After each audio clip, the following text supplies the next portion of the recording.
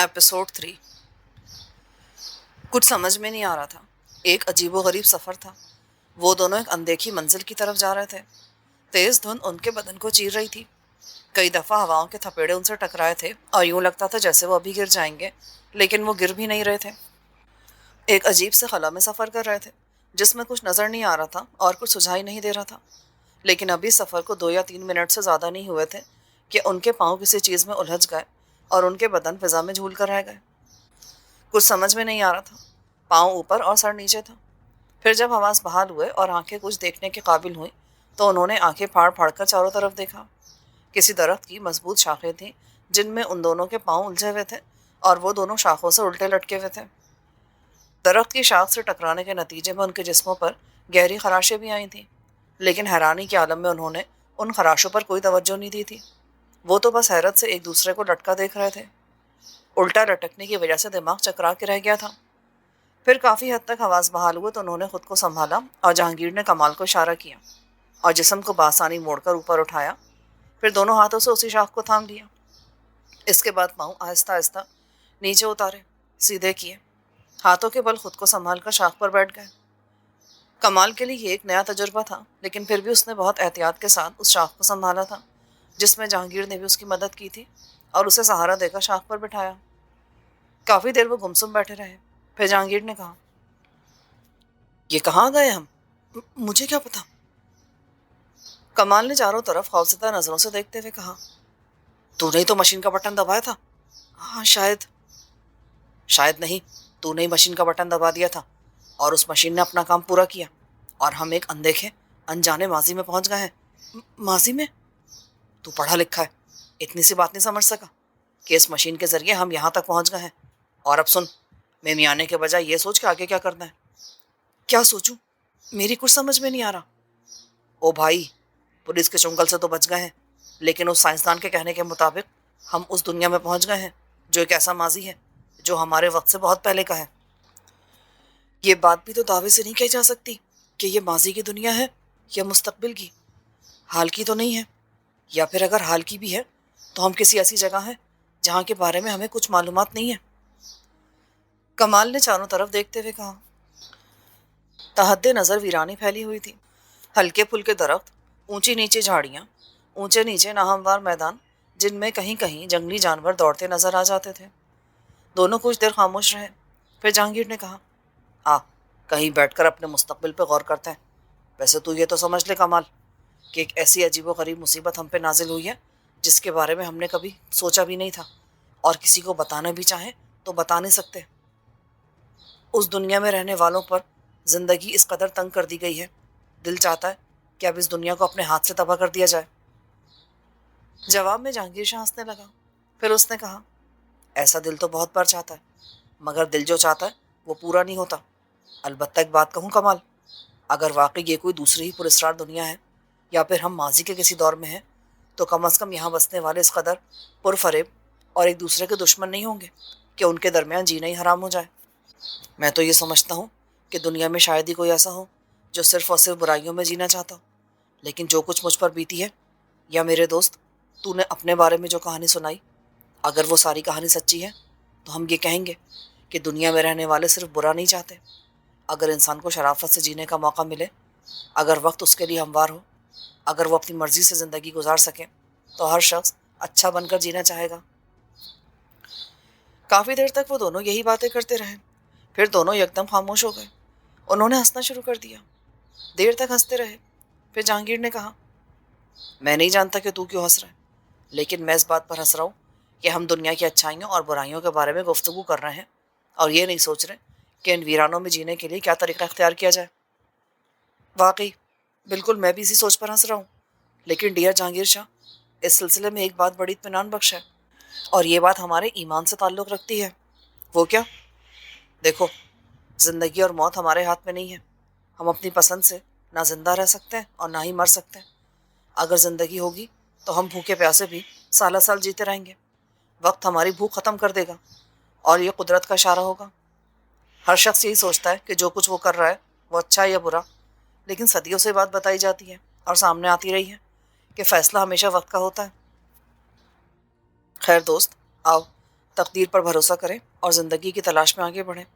اگر اس تلاش میں موت سامنے آ جاتی ہے تو ہم یہ سمجھیں گے کہ ہمارا اختتام یہی تھا۔ دونوں اپنی جگہ سے اٹھے اور اس کے بعد آگے بڑھنے لگے۔ تھوڑا فاصلہ خاموشی سے طے کیا، پھر کمال نے کہا، جہانگیر، ہاں بول، ایک بات بتاؤ، کیا اس دنیا سے ہٹنے کے بعد اور یہاں آنے کے بعد ہم ایک دم اچھے انداز میں نہیں سوچنے لگے؟ کیا مطلب؟ ارے وہ دیکھو، وہ کیا ہے؟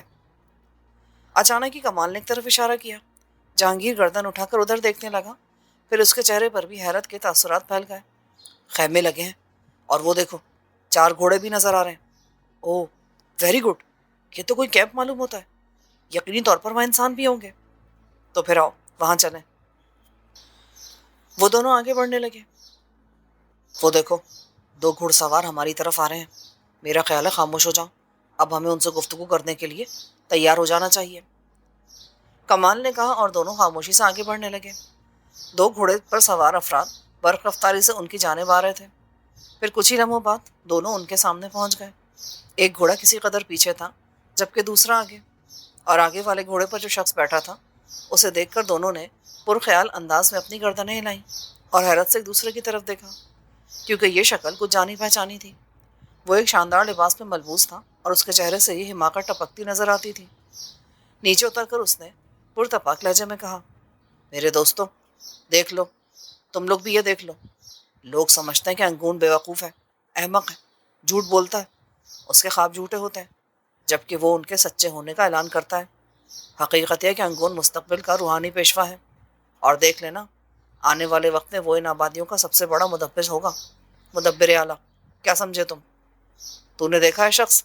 میں نے سچ کہا تھا نا، یہ روبا ہے، اور اسے دیکھ، وہ شامان ہے۔ روبا کہہ کر کمال کی طرف اشارہ کیا گیا، اور شامان جہانگیر شاہ کے لیے کہا گیا تھا۔ کمال نے سرگوشی کی، واہ، کیا ہی عمدہ نام ہے ہمارے، مگر یہ شخص؟ خاموش رہو، جہانگیر نے بڑبڑاتی آواز میں کہا۔ وہ آگے بڑھ کر ان دونوں سے لپٹ گیا، پھر اس نے کہا، اور مجھے تو اتنا ہی اعتبار تھا تمہارے آنے کا، جبکہ مدبر اعلیٰ نے مجھ سے پہلے ہی کہہ دیا تھا، لیکن خواب میں، اور یہ لوگ سمجھتے ہیں کہ بس میں ان پر اپنی بڑائی کا اظہار کر رہا ہوں، در حقیقت بڑا نہیں ہوں۔ لیکن تم دیکھ لینا بے وقوف لوگوں، بستی والوں، تم دیکھ لینا کہ سروایا کی سرزمین پر پیدا ہونے والا انگون اس پوری مملکت پہ راج کرے گا، وہ سب سے بڑا روحانی پیشوا ہوگا، سب سے بڑا مدبر اعلیٰ ہوگا، سمجھ رہے ہو نا تم؟ وہ شخص جو گھوڑے پر انگون کے پیچھے پیچھے آ رہا تھا، اور جب انگون گھوڑے سے اترا تو وہ خود بھی اتر گیا تھا، تعریفی انداز میں گردن ہلا کر بولا، مگر میں نے تو یہ بات کبھی نہیں کہی کہ تیرا کوئی خواب جھوٹا ہوتا ہے۔ بات تیری نہیں، بات سروائے کے رہنے والے دوسرے بیوقوفوں کی ہے، جو انگون کو مستقبل کا مدبر نہیں سمجھتے۔ خیر، نہیں مانتے تو نہ مانے، مجھے کیا فرق پڑتا ہے، میں تو بس یہ کہہ رہا تھا کہ دیکھ لے، آخر روبا اور شامان آ گئے ہیں، اس طرح ہم مل کر مکمل ہو گئے ہیں، اور اب یہ سمجھ لے کہ ہماری سرزمین ہمارے استقبال کے لیے تیار ہوگی۔ کیا تو اس بات کو غلط سمجھتا ہے؟ نہیں، میں کیوں غلط سمجھوں گا؟ تو آؤ معزز دوستوں، میں تمہارا استقبال کرتا ہوں۔ بولنے والے نے جب اپنا نام انگون بتایا تو جہانگیر اور کمال کو یاد آ گیا کہ پاگل سائنسدان نے جب مستقبل اور ماضی کا تعارف کرایا تھا تو ایک پراسرار سرزمین پر انگون نامی کسی شخص کا نام لیا تھا، اور اس کی تصویر بھی دکھائی تھی۔ انگون وہی تھا، یقیناً اب وہ انگون کی بستی میں تھے، اور یہ پراسرار آبادیاں بقول سائنسدان کے خود اس کے لیے بھی اجنبی تھیں۔ ان اجنبی وادیوں میں نہ جانے کیا ہوگا، کیسی زندگی بسر ہوگی، لیکن بہرحال ابتدا تو اچھی ہوئی تھی۔ وہ نہ جانے کیا بکواس کر رہا ہے، کیا کہنا چاہتا ہے، اور دونوں نے بیک وقت فیصلہ کیا کہ اس کی بکواس کو سن کر ایک نتیجہ اخذ کیا جائے۔ انگون راستہ طے کرتے ہوئے اپنی تعریفوں کے پل باندھ رہا تھا۔ بات اصل میں یہ عظیم شامان اور میرے پیارے دوست روبا، کہ آبادیوں کے لوگ، میرا مطلب بستی سروائے کے احمق، مجھے صرف ایک دولت مند شخص کا بیٹا سمجھتے ہیں جو اپنے باپ کے سرمایہ پر عیش کر رہے ہیں، لیکن ایسا نہیں ہے۔ مجھے مقدس دیوتاؤں نے مدبر اعلیٰ بنانے کے لیے پیدا کیا ہے، اور کوئی مدبر شروع سے ہی مدبر ہوتا ہے؟ تدبر تو آسمان والے کا عطیہ ہوتا ہے، یہ عطیہ مجھے ملا ہے تو لوگ نہ جانے کیوں مجھ سے جلتے ہیں۔ میں ان آبادیوں میں سب کے لیے امن کا نشان ہوں، اور تم دیکھ لینا، آخر کار میں ان آبادیوں کے دشمنوں کو خاک میں ملا دوں گا اور یہاں امن قائم کروں گا۔ بات اصل میں ہے کہ بہت سی چیزیں مجھے خواب میں نظر آ جاتی ہیں، مثلاً اب ایک اور بستی کا شخص یعنی وہاں کا سردار اس بات کا خواہش مند ہے کہ میں اس کے پاس جاؤں اور اس کی مدد کروں۔ میں نے خواب میں دیکھا ہے کہ روبا اور شامان ویرانوں کا راستہ طے کر کے میرے پاس آ رہے ہیں اور میرے ساتھ مل کر وہ سفر کریں گے تاکہ آگے چل کر میں اس انوکھی بستی کے انوکھے سردار کی مدد کر سکوں۔ جانتے ہو بستی کا نام کیا ہے؟ میں تمہیں بتاتا ہوں، کہیں ایسا نہ ہو تم بستی کا نام لے دو اور پھر یہ لوگ سمجھے کہ میں نے تم سے پوچھنے کے بعد یہ بات کہی ہے۔ بستی کا نام ہے دوبا اور سردار کا نام ہے غزال۔ تو دوبا کے سردار غزال کو اس وقت ہماری مدد کی ضرورت ہے اور میں یہی انتظار کر رہا تھا تمہارا۔ چلو آؤ، وہ دیکھو میرا ڈیرا ہے، وہاں تمہارے لیے بہترین قیام کا بندوبست ہے۔ ان دونوں نے خاموشی سے گردن ہلا دی۔ جب وہ ڈیرے پر پہنچے تو انہیں گوشت جلنے کی خوشبو محسوس ہوئی اور اس خوشبو نے ان کی بھوک چمکا دی۔ ایک طرف کئی ہرن آگ پر بھونے جا رہے تھے۔ کمال نے جہانگیر سے کہا، بے شک ہم روبا اور شامان بن گئے ہیں، لیکن ہرن کا لذیذ گوشت میں نے کبھی نہیں کھایا، بلکہ میں نے اس کے بارے میں سنا ہے کہ بے حد لذیذ ہوتا ہے۔ بہتر ہے کہ ہم اپنے میزبان کی میزبانی قبول کر لیں۔ خاموش رہو، وہ ہماری سرگوشیوں پر چونک پڑتا ہے، جہانگیر نے کہا۔ خیمے بے حد خوبصورت بنائے گئے تھے اور انگون نے ان کا بہترین استقبال کیا تھا۔ کھانے پینے کی اشیاء ان کے سامنے سجا دی گئی اور انگون ان کی خاطر مدارات کرتا رہا۔ پھر اس نے کچھ وقت قیام کے بعد ڈیرے اٹھوا دیے۔ ان لوگوں کو بھی گھوڑے پیش کیے گئے۔ وہ دونوں گھوڑوں پر سفر کرتے ہوئے اس پراسرار سرزمین کے نقوش دیکھ رہے تھے اور انگون اپنے ساتھیوں میں شیخیاں بگار رہا تھا اور کہہ رہا تھا، تم لوگ تسلیم کرتے ہی نہیں ہو، بولو کیا میرے سچے خوابوں کا تذکرہ تم اب بھی بستی سروائے میں نہیں کرو گے؟ کیوں نہیں عظیم انگون، بلا شبہ یہ تو بہت بڑی بات ہے، اور یہ بھی سچ ہے کہ مدبر اعلیٰ نے تجھے امن کی آبادیوں کا امین بنایا ہے۔ اب بستی پہنچتے ہمیں سفر کی تیاریاں کرنی ہوگی، کیونکہ دوبا کا سردار غزال دل و جان سے ہمارا انتظار کر رہا ہوگا۔ بے شک، بے شک، دوسرے ساتھیوں نے کہا۔ جہانگیر نے گردن ہلاتے ہوئے کہا، یہ ساری باتیں اپنی جگہ، لیکن اس انوکھی سرزمین پر یہ انوکھے کردار بڑے دلچسپ اور دلکش ہیں، اور میں سمجھتا ہوں کہ ہمیں ان میں پوری دلچسپی لینی چاہیے۔ ہاں، کمال نے پرخیال انداز میں گردن ہلا دی۔ سوہا بستی کے لوگ پرسکون زندگی گزارنے کے عادی تھے۔ شدید محنت کر کے وہ لوگ اپنا پیٹ پالتے تھے۔ دنیاوی رسم و رواج کے مطابق ان کے ہاں کے معاملات بھی عام لوگوں جیسے تھے، یعنی اپنی روایتوں کے مطابق شادی بیاہ اور دوسری رسومات ہوتی تھیں۔ سرداری نظام رائج ہونے کی وجہ سے یہاں کے سارے معاملات سردار کے ذریعے طے کیے جاتے اور سردار کا فیصلہ حتمی تصور کیا جاتا۔ کوئی اس فیصلے سے انکار کا مجاز نہیں تھا۔ چنانچہ اس وقت اس بستی کا موجودہ سردار ہمباریا تھا۔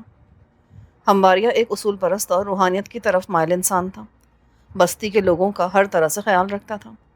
بستی کو کئی بار مشکلات کا سامنا کرنا پڑا تھا اور ہر بار ہمباریا نے ان مشکلات کا کوئی نہ کوئی حل نکال لیا تھا۔ ہمباریا کی کہانی بھی بڑی عجیب تھی۔ اس کی پیدائش بستی کاشان میں ہوئی تھی۔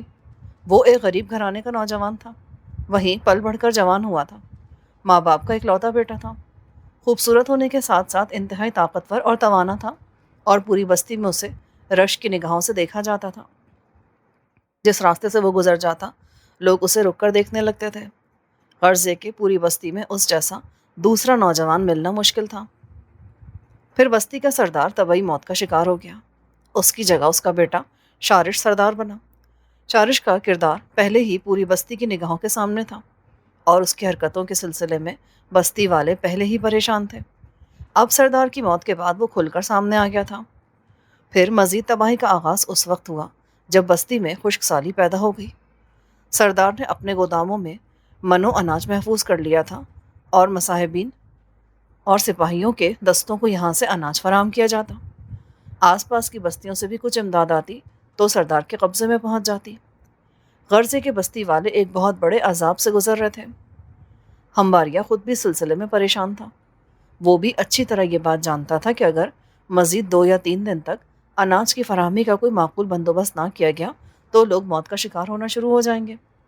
چنانچہ اس نے بستی کے چند معتبر افراد کو جمع کیا تاکہ اس سلسلے میں کوئی مناسب کارروائی کی جا سکے۔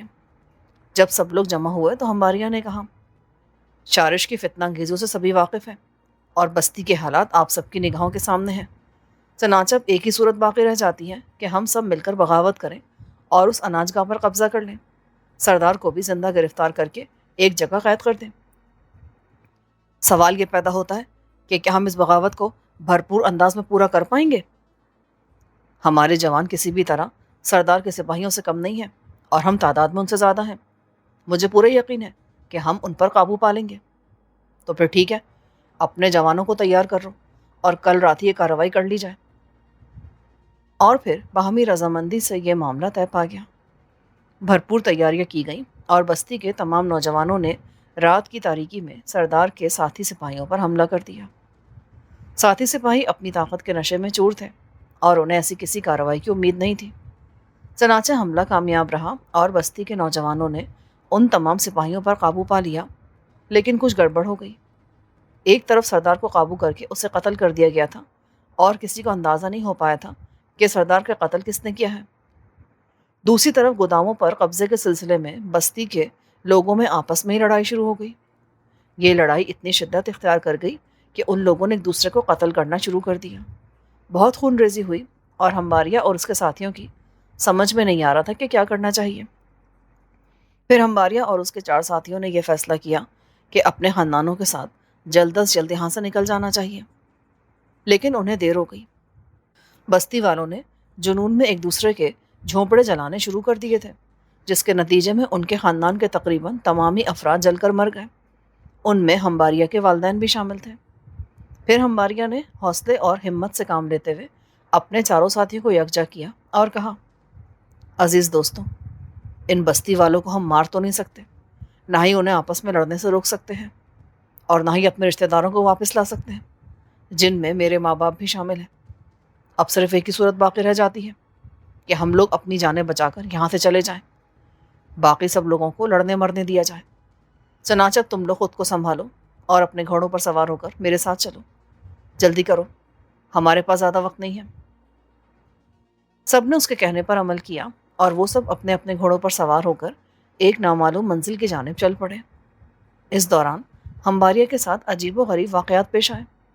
اسے خواب میں دیوتاؤں کی آوازیں سنائی دیتی تھیں۔ وہ کہتے تھے، مقدس دیوتا تجھ پر مہربان ہے، ہمباریا تو ایک بستی کو آباد کرے گا، اس کی تقدیر تیرے دم سے بدلے گی، مقدس دیوتا تیرے ساتھ ہے۔ بہرحال کئی دن اور کئی راتیں گھوڑوں پر گزارنے کے بعد انہیں ایک بستی کے آثار نظر آئے۔ یہ چاروں اس بستی میں داخل ہو گئے۔ بستی والوں نے ان کا بھرپور استقبال کیا اور ان کو لے کر ایک بزرگ کے پاس گئے۔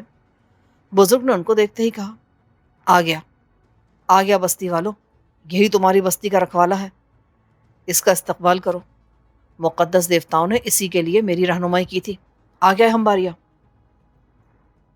ہمباریا اور اس کے ساتھیوں نے ایک دوسرے کی طرف دیکھا۔ پھر ہمباریا نے آگے بڑھ کر کہا، اے بزرگ، کچھ پتہ تو چلے کہ کیا ماجرا ہے۔ معزز ہمباریا، سوہا بستی کا سردار بے اولاد ہے، لوگ اپنے اچھے برے ہر فیصلے کے لیے اس کے فیصلے کے مجاز ہیں، اور وہ سردار میرے مشورے کو افضل سمجھتا ہے اور ہر فیصلہ اس مشورے کی روشنی میں کرتا ہے۔ مقدس دیوتاؤں کی رہنمائی کی وجہ سے یہ بستی امن و سکون سے زندگی گزار رہی تھی، لیکن پچھلے دنوں سے سردار کی طبیعت بہت خراب ہو گئی ہے، اور دوسری طرف چند لوگوں نے ہمیں پریشان کرنا شروع کر دیا ہے۔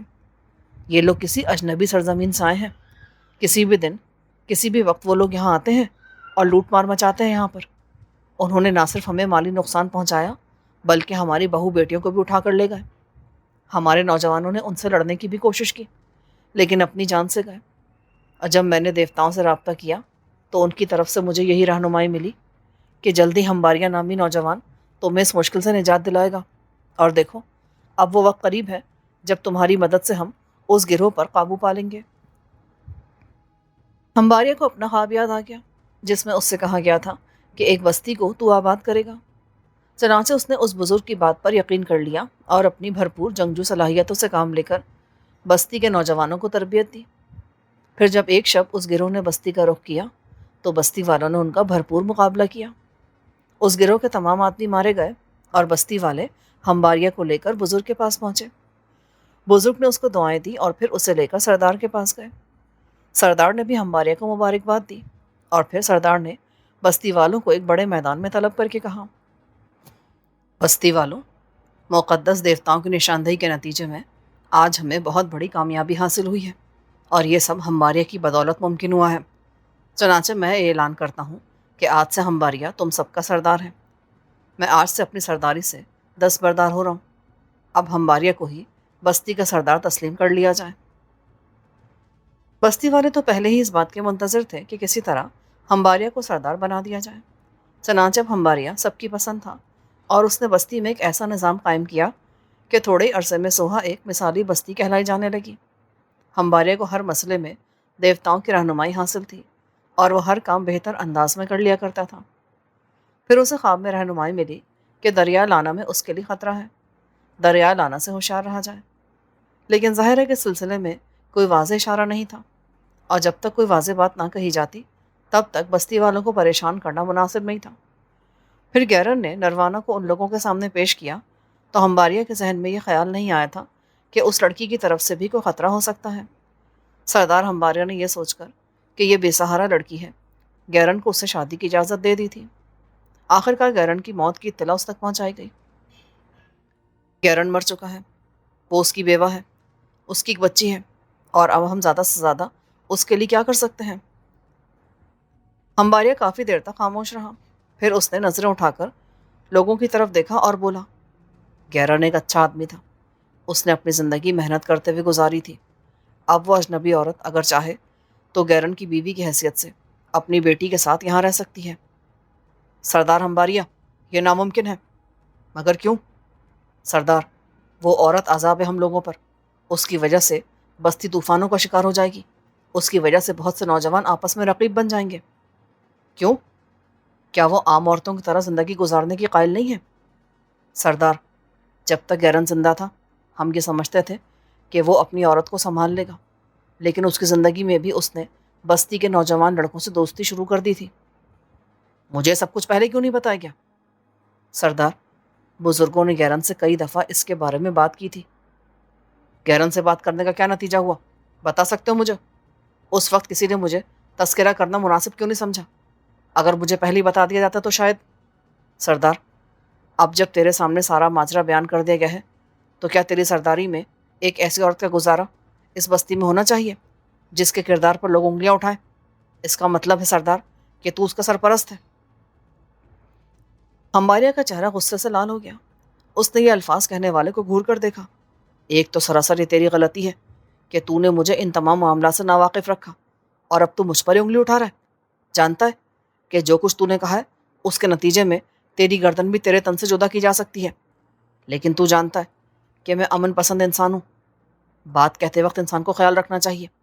میں ایک بار تجھے معاف کر رہا ہوں، لیکن یاد رکھ آئندہ ایسی گستاخی نہ ہونے پائے۔ میں مانتا ہوں کہ میری غلطی ہے، لیکن اس عورت کے بارے میں ہمارا یہی خیال ہے کہ اس عورت کو مزید اپنے درمیان جگہ نہ دی جائے، اور بستی کی بھلائی کی خاطر ہمیں یہ کرنا ہی پڑے گا۔ سردار ہمباریہ خاموش ہو گیا، اور اس کے بعد اس نے کارروائی کا آغاز کر دیا۔ ویسے اس بارے میں ہمباریہ کا یہی خیال تھا کہ ہو سکتا ہے نروانا اپنی شوق فطرت کی بنا پر نوجوانوں سے دوستی رکھتی ہو اور صرف وقت گزاری کے لیے ایسا کرتی ہو، جبکہ اس کا کردار بے داغ ہو۔ چنانچہ ہمباریہ نے کچھ لوگوں کو نروانا کے پیچھے لگا دیا۔ وہ لوگ مختلف وقتوں میں نروانا کے پاس پہنچے، اور نروانا نے انہیں مایوس نہیں کیا۔ وہ ان سے بھی اسی طرح ملتی تھی، اور اس نے مختلف فرمائشیں کی تھی۔ ان لوگوں نے وہی کیا جو اس سے پہلے دوسرے کرتے آئے تھے۔ پھر اسے اچھی طرح جانچنے کے بعد ان لوگوں نے سردار کو اطلاع دے دی۔ نروانا ایک برے کردار کی مالک عورت ہے۔ عام نوجوان اس کی ضرورتیں پوری کرتے ہیں اور اسے زندگی گزارنے کا تمام سامان مہیا ہو جاتا ہے۔ اس طرح اس کا اور اس کی بیٹی کا بھرپور طریقے پر گزارا ہو رہا ہے۔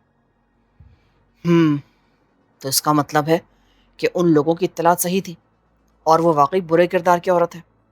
اب اس کے علاوہ اور کوئی چارہ کار نہیں کہ اسے اجلاس میں بلایا جائے۔ چنانچہ سردار نے اسے اپنے اجلاس میں طلب کر لیا۔ نروانا اپنے اسی مست انداز میں چال چلتی ہوئی اجلاس میں آئی۔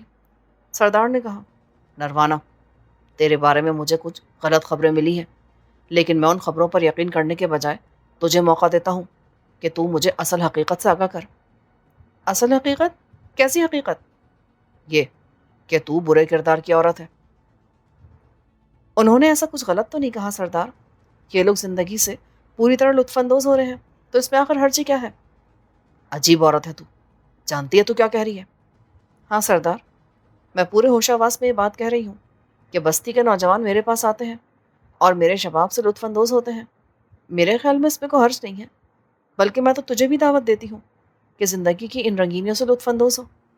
حال بتہ میں یہ ضرور کہوں گی کہ جو لوگ میرے خلاف ہیں اور جنہوں نے تجھ سے میری شکایت کی ہے، یہ وہ بڈھے اور بے بس لوگ ہیں جو میرے شباب سے لطف اندوز ہونے کے قابل نہیں ہیں، اس لیے ان کی باتوں پر غور نہ کر۔ بدبخت فحاشا ہے یہ، کسی نے چلا کر کہا۔ اسے فوراً بستی سے نکال دیا جائے، یہ تو نہ صرف مردوں بلکہ عورتوں کے لیے بھی خطرناک ہے۔ اس کا یہاں رہنا ہم سب کی تباہی ہے سردار، اور تم نے دیکھ لیا کہ اس نے کتنی بے حیائی سے یہ بات کہی ہے۔ آج تک بستی کی کسی عورت نے ایسی کوئی بات نہیں کی۔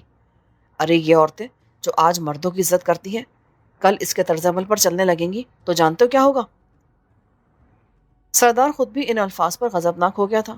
اس نے غصے سے کہا، واقعی یہ ایک ناقابل یقین سی بات ہے کہ نروانا نے اجلاس میں ایسے الفاظ ادا کیے جو عام حالات میں کوئی بھی عورت نہیں کہہ سکتی، اور میں یہ سمجھتا ہوں کہ گیرن کی بیوی نروانا بستی کے امن و امان کے لیے بہت بڑا خطرہ ہے۔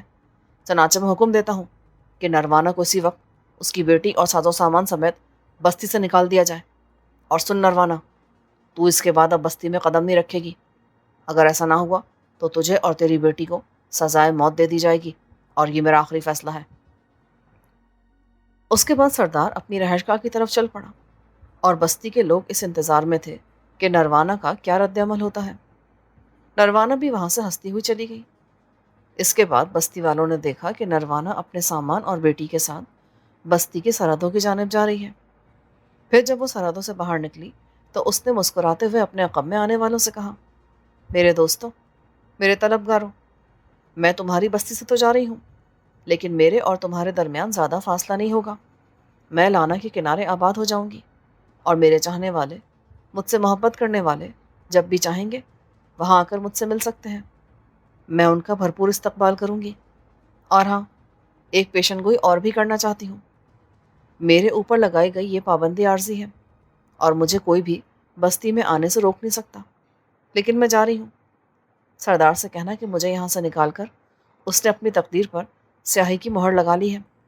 کہہ دینا اس سے کہ میرا انتقام بہت شدید ہوگا، بہت ہی شدید۔ اس کے بعد وہ وہاں سے چلی گئی۔ بستی والوں نے جب یہ الفاظ ہمباریا تک پہنچائے تو وہ تلخی سے ہنس پڑا۔ اس کے علاوہ وہ اور کہہ بھی کیا سکتی تھی؟ بری عورت تھی وہ۔ بہت ہی اچھا ہوا کہ بستی اس غلاظت سے پاک ہو گئی، لیکن اس نے یہ کہا ہے کہ وہ لانا کے کنارے آباد ہو جائے گی۔ ہاں سردار، لیکن لانا ہماری حدود سے باہر بہتا ہے، اور اگر کوئی ویرانوں میں اپنا مسکن بنائے تو اس پر ہمیں کیا اعتراض ہو سکتا ہے؟ ہمباریا خاموش ہو گیا، لیکن رات کی تاریکیوں میں ہمباریا نے نروانا کے بارے میں سوچا تھا۔ کیسی بدکار عورت تھی وہ، کیسی بے باکی سے آنکھوں میں آنکھیں ڈال کر بات کرتی تھی، جبکہ سوہا کی دوسری عورتوں کی نگاہیں مردوں کے سامنے اٹھتی ہی نہیں تھی۔ لیکن وہ کمبخت اس بستی کی تھی بھی کب؟ پھر اسے ان الفاظ کا خیال آیا جن میں اس نے کہا تھا کہ ہمباریا نے اپنی تقدیر پر سیاہی من لی ہے۔ نہ جانے کیوں ہمباریا کے دل میں یہ بات کھٹک رہی تھی کہ اس پراسرار عورت سے دشمنی کہیں واقعی عذاب ہی ثابت نہ ہو۔ آدھی رات تک وہ اسی بارے میں سوچتا رہا تھا۔